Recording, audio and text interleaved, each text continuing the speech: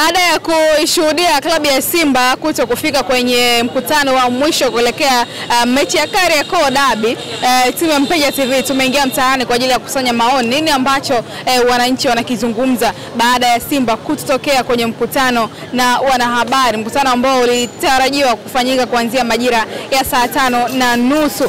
Tukazungumza na baadhi ya wananchi waliopo hapa, lakini pia mimi naitwa Latifa Anafi. Nyuma ya kamera hapo ni Lugda Pablo. Hii ni Mpenja TV, tunazungumza michezo na tunapewa nguvu kubwa kwa udhamini wa White Small Put kutoka Magic Builders. Kwa wale ambao unahitaji kulinda ukuta wako usipate fungus wala kuvimba, lakini pia ukiwa unahitaji kupata simu ya mkopo, nenda kwenye maduka ya Mandasi Store uweze kupata simu hizo za mkopo kutoka kwenye maduka hayo ya Mandasi Store. Tukashuhudia namna ambavyo watu wamejiweka makundi kwa makundi, tukasikilize kile ambacho wanakijadili. Mnajadili mambo ya Derby. Mama. Haswa mnachojadili. Tunajadili kwa sababu kuna waamuzi wapya wamekuja kuchezesha mechi yetu, lakini pia tunazungumzia namna gani Simba ambavyo ameshindwa kwenda kwenye pre-match. Umeelewa? Kwa hiyo yote haya tunaangalia kwa upana wake. Sababu ni zipi? Athari zake ni zipi? Faida zake ni zipi? Kwa nini imetokea? Lazima tupate majibu. Namna ambavyo mnajadili sasa, mnaona athari zipi zitatokea baada ya klabu ya Simba kushindwa kufika kwenye mtano na wanahabari kuelekea Derby ya Kariakoo? Mimi nafikiri kwamba athari iliyopo make yeye kama kioo kwenye mpira wetu wa Tanzania. Kama Simba ni kioo pia kwenye mpira wetu wa Tanzania, Simba na Yanga tukizungumza ni kioo kwa vilabu vingine. Sasa kama mkubwa anafanya hivi, kesho akifanya Namungo, kesho akifanya na Mtibwa, kesho akifanya Mbeya City, tunapeleka wapi mpira wetu? Ni kubaya. Hii tabia iwe inakoma. Inakoma namna gani? Umeelewa? Tunaenda kuikomesha namna gani? Ni namna kutunga sheria kali. Adhabu ziwepo kali ili vitendo hivi viweze kufanyaje? Kukomeshwa. Kwa sababu tumeona juzi, leo hii watu wanahoji kwamba mbona Ken Gold kwenye mchezo wake ambao ulikuwa mwenyeji kule Tabora hakufika kwenye mkutano wa mwisho. Leo Simba kwa nini mnahoji hajafika? Simba ni kioo. Yeye ni mkubwa. Kwa vilabu vingine vinajifunza kutoka kwa Simba. Simba anafanya nini, Yanga anafanya nini? Leo mgogoro uliotokea, vilabu vingine usione vimekaa kimya. Vinajifunza ni nani yuko sahihi na nani ambaye hayuko sahihi. Nani yuko sahihi mpaka hivi sasa? Nadhani kwamba vilabu, sisi kama vilabu hatukukosea. Wala Simba mimi simlaumu kama alikosea. Turudi kwenye sheria. Aliyesimamia sheria ni nani? Alitakiwa asimamie sheria inataka nini? Simba kuandika wanasema hata kisheria kusema mimi najinyonga si kosa namba moja. Swala la kuenda kukusudia kufanya kile kitu ndio kweli ulikuwa na nia. Umedhibitisha ulichokuwa unakisema. Kwa Simba kusema aleti timu tarehe 8 ilikuwa sio kosa. Kanuni wale tuliwapa mamlaka ya kusimamia kanuni, ingefika saa 1:15 Simba hajaingia uwanjani, ndio tungesema Simba kumbe alikuwa serious. Kanuni zinasemaje? Ndio tungerudi hapo. Sasa wao tuliwapa mamlaka ya kusimamia kanuni, kabla hatujafika kwenye tukio wakaingilia mchezo. Umeelewa? Kwa Simba na Yanga mimi sitaki kuhukumu kwamba Simba alikosea au Yanga alikosea. Tunachoangalia ni yule msimamizi wa sheria tuliyompa azisimamie. Huyo ndio alikosea. Na ndio maana alitolewa. Umeelewa? Baada ya kuona kelele zimekuwa nyingi kwamba hatufai, anapindisha sheria, hatimaye amekaa pembeni. Sasa baada ya kutolewa, wamekuja watu wengine ambao wanasimamia wa mpito, tunasema kusimamia kanuni mpaka mwisho wa msimu. Sasa kama tumepata wengine, mimi na Simba tuende uwanjani. Leo yanajitokeza tena mengine. Simba hajaenda kwenye mkutano wa mwisho. Tunataka tujue Simba sababu ni zipi zilizomfanya siende kwenye mkutano wa mwisho. Baba anakuwa vipi kwema? Mambo yanaenda vizuri. Namshukuru Mungu iko vizuri. Kozi chako kimenishtua kidogo, kimenipa wala. Tulikuwa kuna hoja kidogo ambayo tulikuwa najadili kidogo kuhusiana na dabi yetu ambayo tunaelekea kucheza kesho dhidi ya mtani wetu ama dhidi ya wenyeji wetu DSM Young Africans. Hoja iliyokuwa hapa ni juu ya waamuzi, kwamba ndio dabi ambayo inakwenda kuchezeshwa na waamuzi kutoka nje. na ndio nilikuwa najaribu kumwelewesha kwamba kanuni haijaeleza wazi. Ukisoma kanuni haijaeleza wazi kwamba tunaweza kwenda nje ama tusiende nje, imestop hapo. Yani ukienda mbali ukisoma kanuni haijapambanua hilo, haijaruhusu wala haijakataza. Kwa hiyo manake inawapa wigo mpana bodi ya ligi kuamua. Kwa bodi ya ligi mimi nawaunga mkono kwa hicho walichokwenda ukifanya, kutokana na kanuni haiwabani, sawa, kutokana na jinsi ilivyo. Sasa iko hivi, kama kanuni haiwabani na wameenda kufanya maamuzi haya ya kwenda kuleta marefari wageni, maana yake tunarudi, na hichi ndicho ambacho uongozi wa Simba walichokuwa kikihitaji. Amezungumza Salim Abdalla Trageni, sawa amezungumza akisema wazi juu ya waamuzi wetu. Shida ni kwamba waamuzi wetu hapa wana interest. Yani mpaka unaona sisi Simba kufika mpaka hapa tunalaumu juu ya waamuzi. Waamuzi wetu wana interest juu ya hivi vilabu. Kwa hiyo kama una interest yaliyokuwa wameenda kutokea kwenye mechi za nyuma, watu wameona, watu wa mpira, familia mpira wameona jinsi ambavyo Simba tunanyongwa katika maamuzi ya marefari, hususan yule bwana mdogo Ramadhani Kayoko alichokwenda kutufanyia. Kwa unaona kabisa kwenye dabi mnazungumzia. Nazungumzia dabi. Kwa interest ndio imepelekea sasa bodi ya ligi kwenda kufanya maamuzi ya kwenda kuleta waamuzi kutoka nje, kwa sababu ya waamuzi wetu hapa kwa na interest. Mimi nimeshai kushuhudia waamuzi mmoja akifanywa kopa test hapo Karume, anaulizwa sawa na wakufunzi kuhusu kwamba yeye ni moja kati ya vilabu hivi vya Simba na Yanga, anapenda kipi? Yeye akasema hamna timu ninayopenda, yani si Yanga wala si Simba pendi. Maana yake kwenye mchana akawa amewekewa X. Kwa sababu gani? Kwamba ni lazima kwamba uonyeshe uwazi kwamba umeulizwa swali, wewe lazima wewe, hakuna mtu anayeweza kazaliwa akaacha kupenda Simba wala Yanga kama ni mtu wa mpira. Kwa hiyo maana yake ni kwamba alitaka kujua ukweli wake uko wapi, ili maamuzi anayokwenda kufanya anayafanya akijua amenyoka katika nini, katika sheria 17, au anafanya maamuzi haya kutokana na nini, na interest. Kwa kitu kinachotuharibia sana, waamuzi wengi wana interest ambao hawatendi haki, ndio lotufikisha hapa. Lakini all in all tumepata waamuzi wa kigeni kuja, mimi naamini pila linaenda kupigwa na maamuzi yaliyo ya haki yanakwenda kutendeka. Lakini timu yako haijafika kwenye mkutano na wanahabari, hii inaleta pia picha gani?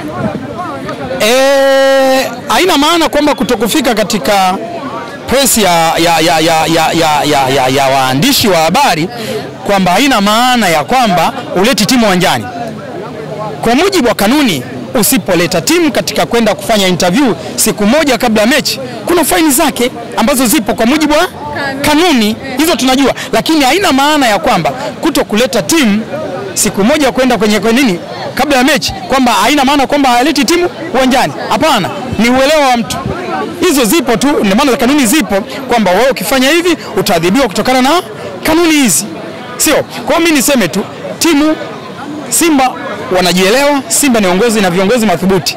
Kwa hiyo tunaamini. Umesikia sasa Uchebe kwamba mimi ni kupeleka timu kwenye mkutano na wanahabari sio kigezo cha wao kutokwenda kucheza dabi. Yes, hiyo iko wazi na mimi sipingi. Umenielewa? Ila sasa tunachozungumza kwa sababu maana ya mkutano lazima uelewe. Maana ya mkutano wa mwisho una maana gani? Umenielewa? Kuna vitu vingi ambavyo vinaenda kuamriwa pale. Kwa mfano mkutano wa mwisho huwa lazima kila mtu awakilishe jezi anayoenda kutumia. Je, na waamuzi pale wanaangalia jezi hii haina mwingiliano na timu nyingine? Jezi hii haina mwingiliano na mwamuzi? Vifaa vyako havina mwingiliano namna hiyo, na vitu vingine ambavyo vipo. Umenielewa? Na kupeana maelekezo mchezo mzima. Sasa kama hujaenda, kesho katokea umefanya tofauti au umepeleka timu, umenielewa? Alafu jezi yako ikafanana na mwenyeji au na mgeni wako, nini kinatokea? Swala kitoto anachouliza. Twende katika uasilia kwamba Simba na Yanga jezi zao ni za namna gani? Simba anavaa jezi nyekundu pamoja na nyeupe. Yanga jezi zao za asili, tunakwenda jezi za asili. Yanga ni kijani na njano. Sidhani kama kuna shida ambao kwamba jezi zinaweza zikawa na mwingine. Hiyo sio hoja. Wao anasikitika. Mimi sisikitiki bwana. Mimi niko pamoja na brother kwamba unajua mimi mwenyewe kwanza katika mmoja wapo ambao wamefurahi kuletwa marefa kutoka nje ya Tanzania. Mimi mmoja wapo. Nimefurahi kutokana na mambo yote ambayo yanaendelea. Najua mpira wetu umekuwa wa ajabu. Najua kama sio Simba Sports kuwa Tanzania na viongozi wake, basi hata mpira wetu ungekuwa mpira wa ajabu ajabu. Simba ndio inafanisha hata ligi ya Tanzania iheshimike kwa sababu ya Simba kuwa na viongozi makini. Kwa hiyo haya yote yanayoendelea, viongozi wa Simba najua nini wanakifanya, na mashabiki wa Simba ndio maana tumetulia. Hatuna maneno ya vijola kama wenzetu Yanga African Modern Taarabu. Mmetulia tu kama ambavyo uongozi. Sisi tunasikiliza viongozi. Ukishaamua kumchagua kiongozi akuongoze, maana yake msikilize kitu gani anakitaka au kitu gani atakwambia. Na ndio maana tunamsikiliza msemaji wetu kupitia msemaji wetu Ahmed Ally, ametuambia bwana atatoa tamko. Sasa Ahmed Ally mpaka leo mtukuuliza wewe kuna jambo ambalo ameliongea? Kama hajaliongea jambo, mimi na uwezo gani au na mamlaka gani ya kuweza kuzungumza kwamba mechi ipo au tutacheza muda fulani au kwa nini hawakwenda na mamlaka hayo? Sina mamlaka. Yani maana yake sisi wana Simba, ili uwe mwana Simba tutakuwa ujitambue. Lakini hii haiweki kwenye sintofahamu kwamba mechi itachezwa au haichezwi. Kama alivyosema brother, sisi haiwezi kutuchanganya kwa sababu ni watu makini, mashabiki wa Simba. Sisi wana Simba kabla hujashabikia Simba Sports, cha kwanza utakuwa unajitambua. Ukijitambua ndio zenu utakuja kushabikia Simba Sports. Ila kama ujitambui utakuwa mshabiki wa Yanga African Modern Taarabu, kwa sababu asili yao ni kutengeneza vijola. Unaelewa? Ndio hicho. Kwanza unajua, ngoja niwaambie kitu kimoja. Unajua hawa wazungumzi mpira, wana Simba kujua mpira ni changamoto. Ndio maana kwanza nianze na huyu brother. Nimemwambia kwenye mkutano wa mwisho kuna mambo mengi. Moja hapo pia hata jezi. Umenielewa? Zinaweza zikawa na mwingiliano. Inaweza sifanane na timu yako mpinzani, ikafanana na mwamuzi. Nani atatakiwa kubadilisha nguo hiyo jezi? Ndio maana nikamwambia lazima ufike kwenye mkutano wa mwisho, kuna muhimu. Ndio maana ameweka sheria adhabu. Hilo lote hajalijua yeye, ameishana. Naomba nimalizie. Umenielewa?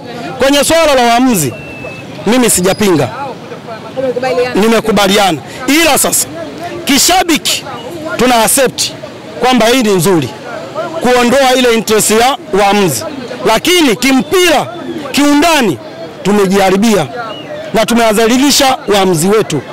Kamati ya waamuzi imezalilika hapa.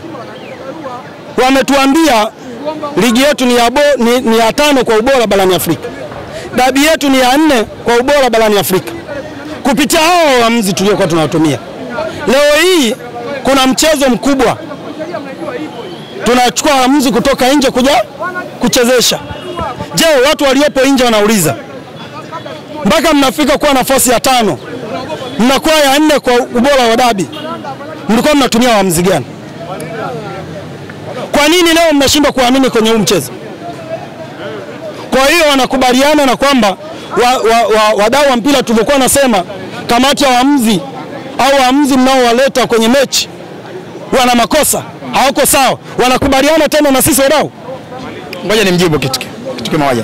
Ni hivi, ukienda kwenye dabi ya Misri, moja kati ya kanuni zao waliweka kwamba wanapocheza Al na Zamalek lazima waamuzi watoke nje, lakini tumeona juzi dabi, sawa kwa mujibu wa hali kwamba kanuni imevunjwa, kwamba ile dabi walienda kumleta mwamuzi ambaye anatoka mule ndani, mechi haikuchezwa, sio? Lakini maamuzi alikuja kufanyika, bingwa amekuja kujulikana nani? Ni hali, sio? Kwa taratibu ambazo zilizokuwa zimewekwa zimefuatwa, hivyo sio? Kwa hiyo mimi niseme, unapowekwa taratibu lazima taratibu zisimamiwe. Moja kati ya malalamiko yetu ambayo Simba tuliyapeleka katika bodi ya ligi ni juu ya waamuzi, na ndio maana tumerespondi sisi leo hii kwenda kucheza mechi. Nikakwambia hii hoja ni hoja ambayo ni ya kitoto, kwamba Simba kutokwenda kwenye presi ya leo siku moja kabla mechi si hoja. Kuna kanuni ambazo zitafuatwa za timu kuadhibiwa, lakini sisi tunaamini kwamba 100% tunaenda kucheza mechi kesho. Issue ni kwenda kupeleka timu kwenda kucheza mechi, na kwa hiyo mtakwenda mechi, tunakwenda kucheza. Sasa tujibu watani, mtakwenda. Mimi naenda. Kitapigwa. Kinapigwa. Hii haina kipengele. Labda kipengele kilete wewe. Kipengele siwezi kwenda. Ila mimi namwambia ngoja kwamba kesho wataenda kuona mechi aina yake, na ndio mechi ambayo ndani ya misimu mitatu ambayo Yanga amekuwa bingwa, twende tuwalinganisha na msimu huu. Hiyo wana tofauti ni pointi. Misimu mitatu Yanga alituacha pointi 8, Yanga alituacha pointi 5, Yanga pointi 6, sio? Lakini wenyewe wanatakiwa wakae wajiulize, imekuwaje mpaka sasa Simba ambayo misimu mitatu tuko na yecha pointi 8 mpaka 5 6, leo hii pointi ni maana yake mechi inakwenda kuamua, sio? nani awe bingwa. Niambie kuna bingwa ambaye ameshapatikana mpaka hivi tunaongea naye? Ngoja kwanza, umesikia? Mechi ya kesho ndio kwa moyo. Na mambo haya amezungumza CEO wa bodi ya ligi. Anaitwa nani? Karim Boimanda. Sawa, kutakuwa kuna msemaji kwamba kutakuwa kuna mambo haya mawili kwa ya bingwa na sherehe. Sisi tunakwenda kusherekea Simba kwenda kuchukua ubingwa. Hilo linakwambia tunakwenda kutimia. Inawezekana bila shaka yeye binafsi anaota kwamba Simba amekuwa bingwa. Tunaenda ngoja. Sawa. Yani tunakwenda kuwa bingwa kwa nani?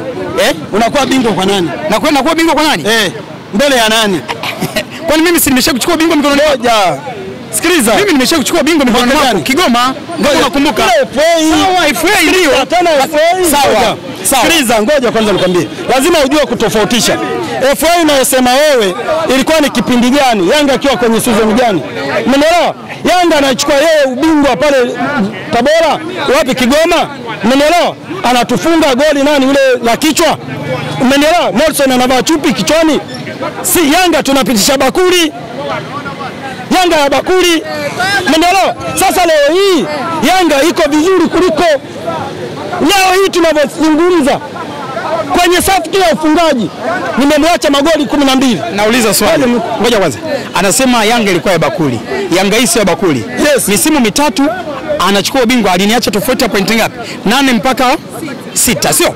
Narudi. Imekuwaje Yanga hii ambayo sio bakuli uniniacha unachukua ubingwa kwa pointi hizo nyingi? Leo inakuwaje tofauti ni pointi moja? Naomba nimwambie wewe inakuwaje tofauti ni pointi moja? Naomba nikwambie anachoshindwa kuelewa ni kitu kimoja. Umenielewa? Yanga ya bakuli sikuwahi kuwa bingwa. Umenielewa? Nilikuwa mimi ninashika nafasi ya pili na nikabahatika kuchukua FA. Umenielewa? Lakini wakati huu mimi nimekuwa vizuri. Back to back FA, ligi kuu nachukua mimi. Ngao ya jamii pia anachukua mimi. Umenielewa? Nilikuwa namwacha. Leo hii tunavyozungumza Simba alikuwa ni mnufaika mkubwa na waamuzi. Kuna mechi naweza nikakutajia hadi matukio. Umenielewa? Ndio maana mimi nilikuwa nasema ngoja dada, leo hii ngoja nikumalizie. Chebe nimalizie. Subiri kwanza. Usimalize. Subiri kwanza. Mimi nimwambie Chebe kitu kimoja. Tumalize kwa ile.